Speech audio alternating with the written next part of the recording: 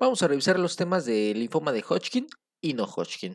Recuerda que mis clases están basadas 100% en guías de práctica clínica mexicanas y normas oficiales, siendo las únicas bibliografías que vamos a utilizar para esta clase las dos únicas guías de linfoma de Hodgkin y no Hodgkin en el adulto. Y bueno, vamos a complementar también esta clase con algunos datos importantes que nos arrojan los manuales más famosos del ENARP, el AMIR y el CTO.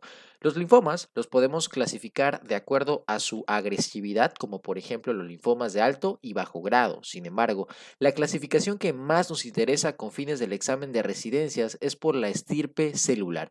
Y tenemos dos tipos, chicos, los linfomas de Hodgkin y los linfomas no Hodgkin. Los más comunes de todos son los no Hodgkin. Sin embargo, siendo los más preguntados en el examen de residencias, los linfomas de Hodgkin. Ojo con este dato. Estos linfomas, esos últimos, van a ser linfomas que se van a derivar específica y únicamente de células B, ¿sale? A diferencia de los no Hodgkin, que van a derivar tanto de linfocitos B, linfocitos T y células NK. De estos tres, el más común de todos es el de linfocitos B. En los adultos, claro está, porque resulta que en los niños la cosa cambia. Los linfomas son los que derivan de células T. Ahora, habíamos dicho que los linfomas más preguntados en el examen eran los linfomas de Hodgkin, y esto es debido a que tienen una clínica muy característica o clínica muy típica, pero los no Hodgkin, como tienen demasiados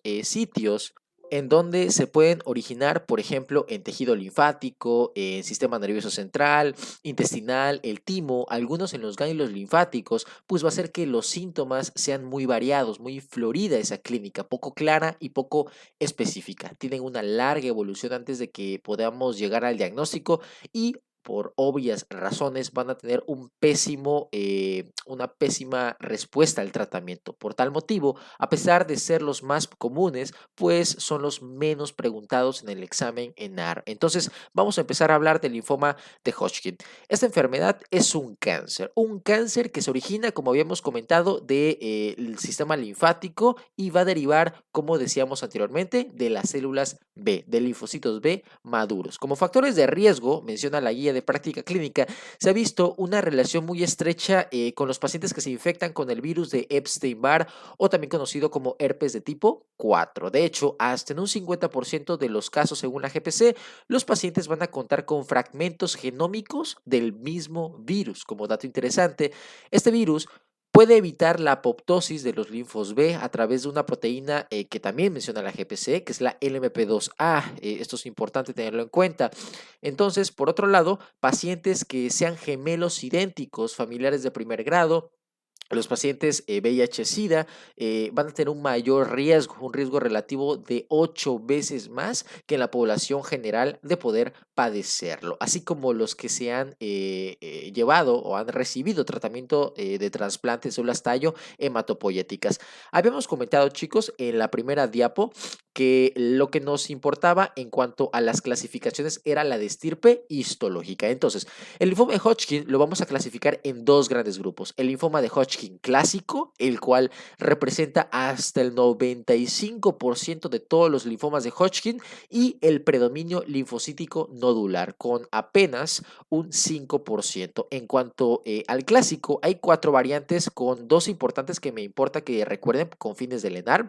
La más común de todas, la más preguntada de todas, es la esclerosis nodular, llevándose un 70% de todos los casos del linfoma clásico. Le sigue la celularidad mixta, el rico en linfocitos, y termina con la variante pregunta de examen de peor pronóstico, depresión linfocítica. Antes de que entremos a los puntos más importantes de estas cuatro variantes clásicas, hablemos un poco de los datos más importantes del predominio linfocítico nodular. Esta variante se va a presentar mayoritariamente en hombres de entre 30 y 50 años.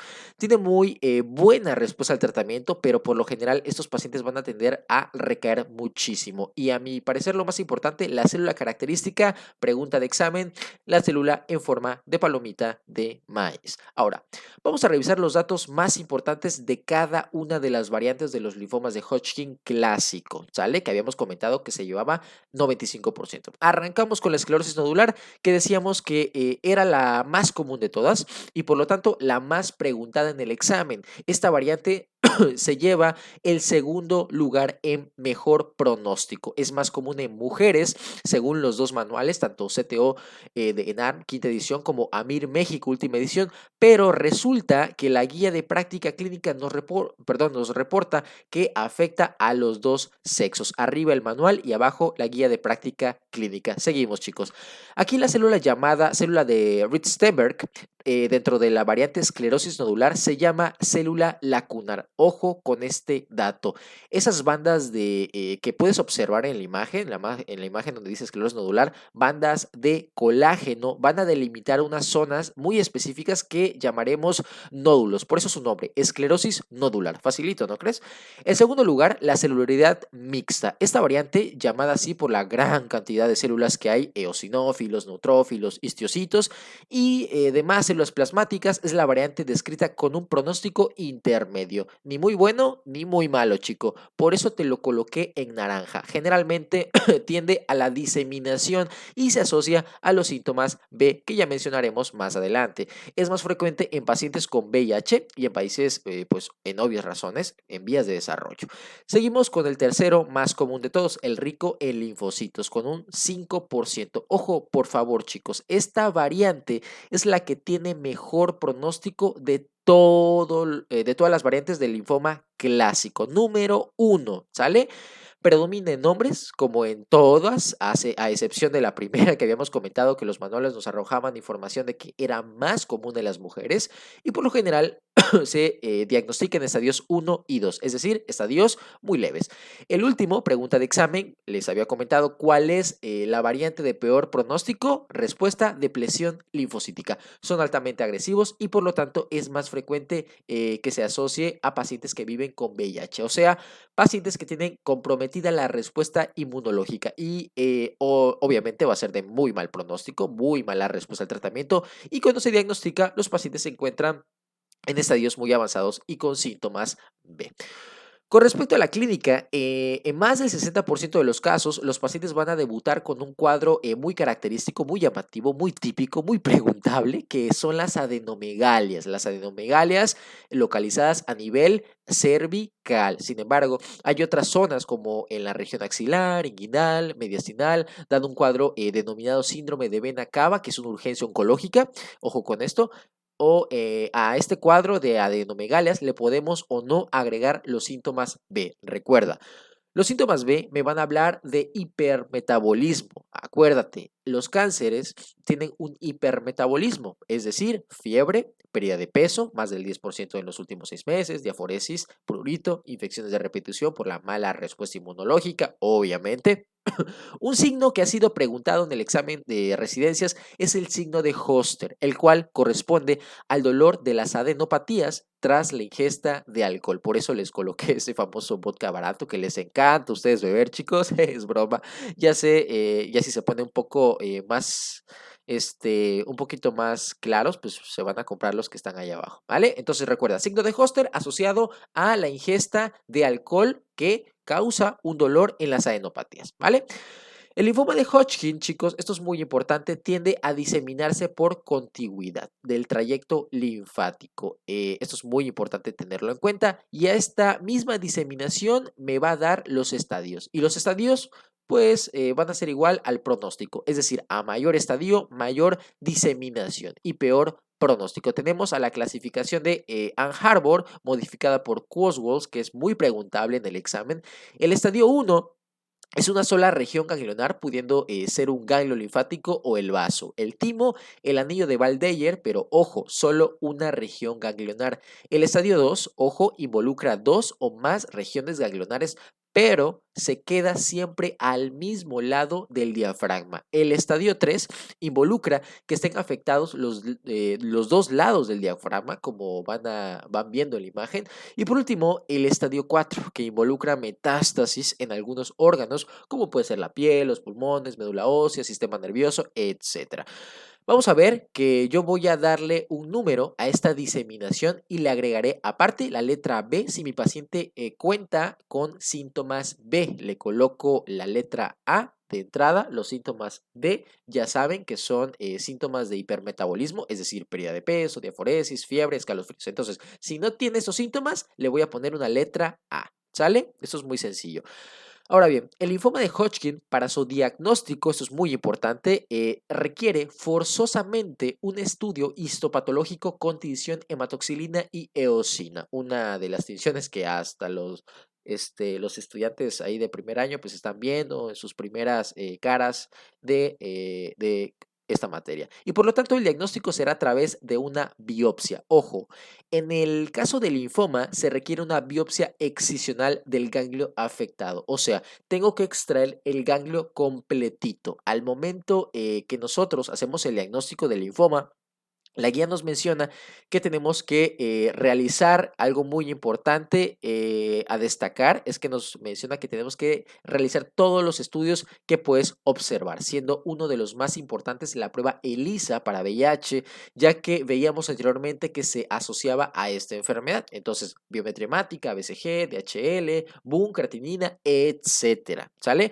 Otra de las cosas muy importantes, muy preguntadas, son los marcadores tras la inmunohistoquímica. ¿Cuáles marcadores con fines de examen de residencias me interesa recordar? CD15 y CD30, ya que estos son los más comunes en el linfoma de Hodgkin, ojo, clásico, ¿vale? No lo olvides, CD15, CD30, linfoma de Hodgkin, clásico. Si el diagnóstico morfológico no es claro, podemos pedir CD3, CD45, CD20, siendo el 45 muy característico de la otra variante, que era el linfoma con predominio linfocítico nodular. Datos importantes acerca de la célula de Ritz-Stenberg son células que van a derivar, del centro germinal. Son muy grandes, como puedes observar en la imagen, tienen muy amplio citoplasma y dos nucleolos prominentes. Estas células van a ser el resultado de una citocinesis ineficaz y como dato clave no van a mostrar inmunofenotipo de una célula normal. Recuerda que estos linfomas van a derivar de células B, pero ojo, estas células pierden sus características inmunofenotípicas de una célula pues de célula B y entonces van a expresar qué cosa, CD15 y CD30, datos que te pueden preguntar. Por eso, en el abordaje diagnóstico menciona la guía estos, ¿sí? El otro es el PAC5, pero es menos preguntado a pesar de ser pues muy común en estos linfomas. Vámonos del lado derecho. La célula de RIT no es patognomónica. ¿Por qué? Porque puede presentarse en infecciones, como en caso de virus de herpes zóster, en el síndrome mononucleósico, etcétera. La variante uninuclear se llama célula de Hodgkin, la variante dentro de la esclerosis nodular, habíamos comentado en las primeras diapositivas que se llamaba célula lacunar. Y por último, la variante predominio linfocítico nodular se llama, célula en forma de palomita de maíz, uno de los datos pues muy preguntados. Vámonos con el tratamiento. El tratamiento de primera línea en estadios iniciales será 3 ciclos de ABVD seguido de radioterapia. ¿Qué rayos es el ABVD? Son las siglas para adriamicina, bleomicina, vincristina y dacarbazina. Tratamiento de primera línea que tienes que recordar. Te dejo el tratamiento en estadios avanzados y en relación al seguimiento será cada 3 meses por un año, luego cada 6 meses por 3 años y anualmente a partir del tercer año. En caso de las mujeres que reciben tratamiento con estos esquemas y más radioterapia, pues en este caso van a tener que hacerse un tamizaje para cáncer de mama secundario al mismo tratamiento, ¿sí? ¿Con qué? Con mamografía, o también conocida como la mastografía, a partir de los 40 años. Tema que ya vimos y que está en el canal por si le quieres echar un ojito, ¿vale? Y bueno, habíamos comentado que lo primero que teníamos que hacer pues era evidenciar que mi paciente contara con los datos clásicos del linfoma de Hodgkin clásico. En este caso va a ser un paciente que cuenta con adenomegalias de más de 3 semanas de evolución sin datos de infección con o sin síntomas B. Es decir, los síntomas que ya habíamos mencionado, diaforesis, pérdida de peso, más del 10% en los últimos 6 meses, etcétera, etcétera, etcétera, ¿vale? Primero que tenemos que hacer, chicos, vamos a marcar aquí con rojo, vamos a descartar un proceso infeccioso por estudios paraclínicos y de gabinete. Es lo primero que tenemos que hacer. ¿Por qué? Pues porque es lo más común, ¿sale? Recuerda que los factores de riesgo más importantes son paciente gemelo idéntico, familiar de primer grado, paciente que recibió el trasplante de células tallo autólogo, VIH, SIDA y virus de Epstein-Barr. ¿Se descarta proceso infeccioso si hacemos de una la biopsia excisional? O sea, habíamos comentado que teníamos que retirar todo el ganglio afectado para poder hacer el diagnóstico, ¿vale? Si el diagnóstico es positivo, ¿sí? Si me dicen, oye, tienes un linfoma, tenemos que estadificarlo, tenemos que darle inmunohistoquímica. ¿Para qué? Pues para saber cuáles son los marcadores. ¿Cuáles serán los marcadores? Recuerda, CD15, perdón por esto, está horrible, ya lo sé. CD15 y CD30. Y aparte podemos, en cuyo caso no sea concluyente el diagnóstico morfológico, histopatológico, pediremos los otros marcadores, como en el caso de CD45, ¿vale? Se estadifica con la clasificación en Harvard-Coswell, ya lo habíamos mencionado, y damos tratamiento. Esto para fines de examen no es importante. Y pasamos a algo muy importante con fines de examen, el linfoma no Hodgkin es el linfoma de las translocaciones.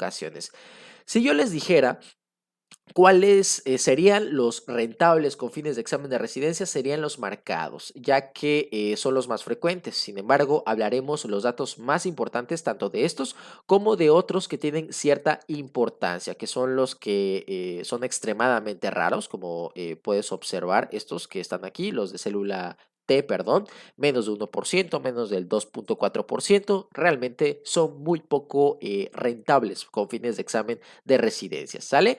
Y bueno, con respecto a los factores, en el caso de la clasificación asociada al comportamiento, se pueden clasificar en linfomas de alto o bajo grado. ¿Qué sugiero recordar aquí? Pues únicamente que el linfoma difuso de células B, pues es un linfoma de alto grado.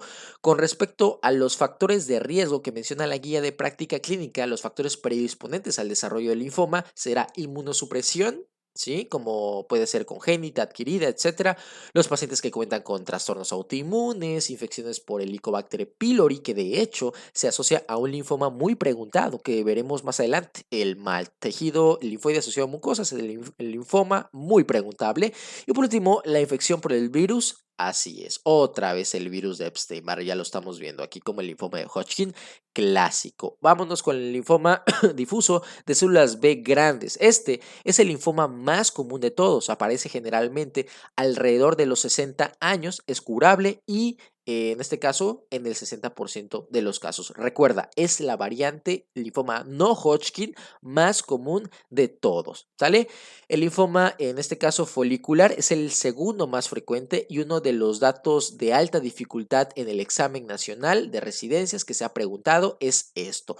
Histopatológicamente se caracteriza por mostrar las típicas células en núcleo hendido. Por lo tanto, si me dicen que tras la biopsia se, se evidencian células de núcleo hendido, yo voy a pensar en un linfoma folicular que de hecho su otro nombre es células en anillo de sello, ¿vale? Entonces no lo olvides. Células de anillo de sello asociado al linfoma folicular. Afecta predominantemente a los adultos que en realidad es un linfoma de bajo grado, es incurable, que generalmente da un cuadro muy largo, larga evolución, muchas recaídas y se asocia a adenopatías. Es infrecuente que se afecten otros órganos que no sean los linfáticos y algo muy importante también, chicos, es que más del 80% de los pacientes tiene translocación 14 a 18. Entonces, esto hace que se sobreexprese la proteína BCL, la cual va a ser un potente inhibidor de la apoptosis. El linfoma MALT gástrico, habíamos comentado que se asociaba al Helicobacter pylori. Este, ojo, es el linfoma extraganglionar más común de todos, que por lo tanto de aquí sabemos la localización extraganglionar más frecuente del linfoma será el tracto gastrointestinal. 90% de los casos se asocia al Helicobacter pylori, pacientes de entre los 50 años, se va a asociar a dispepsia y sangrado de tubo digestivo alto. Por lo tanto, será un paciente con dispepsia que está en tratamiento con omeprazol, con dosis máximas o cualquier IVP a dosis máximas y que aún así sigue con dispepsia y ese sangrado de tubo digestivo. Le hacen la endoscopía y hacemos diagnóstico de linfoma, obviamente con la biopsia. Y por último, tiende a evolucionar a formas muy agresivas, ¿sale? No lo olvides, linfoma extraganglionar primario más común y es el segundo tumor maligno gástrico más común de todos. Obviamente el primero sería el adenocarcinoma gástrico. El linfoma de células de manto, este se va a asociar a linfocitos pequeñitos de la zona de manto de los ganglios linfáticos. Representa el 6% de todos los linfomas no Hodgkin, edad más frecuente entre los 50 y 60 años, predominando de los varones. Se diagnostica cuando ya está avanzado y se va a asociar a pólipos del tracto gastrointestinal. Y el 50% me va a generar cambios en la biometría hemática, principalmente y generalmente linfocitosis, ¿vale?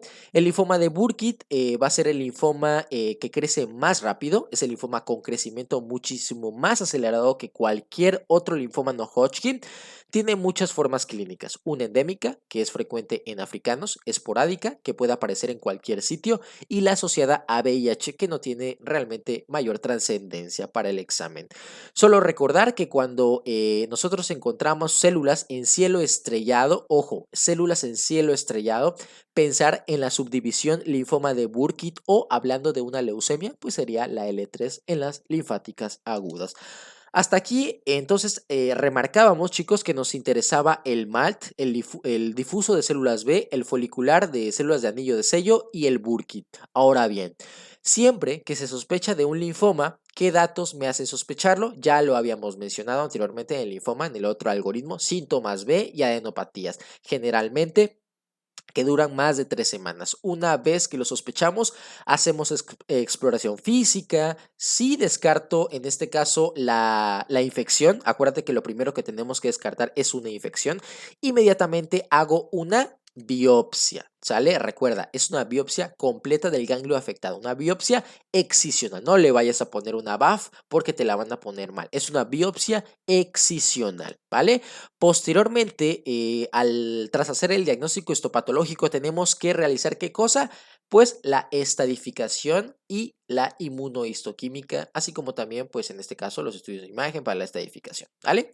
Muy bien, ahora, esto es muy importante en cuanto al tratamiento. Del lado izquierdo tenemos a los linfomas agresivos, los que nos importan para el examen, el difuso de células B, que habíamos mencionado que era el más común de todos los linfomas no Hodgkin, y el Burkitt. Tratamiento de inducción con el famoso R-CHOP, un anti-CD20 que es el rituximab, un derivado de la gas mostaza, ciclofosfamida, una antraciclina, la doxorubicina, vincristina y un esteroide que es la prednisona. Después, la terapia de mantenimiento con el rituximab. Del lado, en este caso derecho, los linfomas de bajo grado, la terapia de mantenimiento será con el rituximab. Si no hay, utilizaremos el interferón alfa. Esto realmente ya es con fines examen, porque no te vas a adentrar a detalle con los datos más específicos dentro del mismo tratamiento, porque no es rentable, ¿sí? Esto ya es a nivel subespecialidad, oncopedia, ¿sale? Entonces, muchas gracias por el video. Continuamos con el estudio de medicina interna.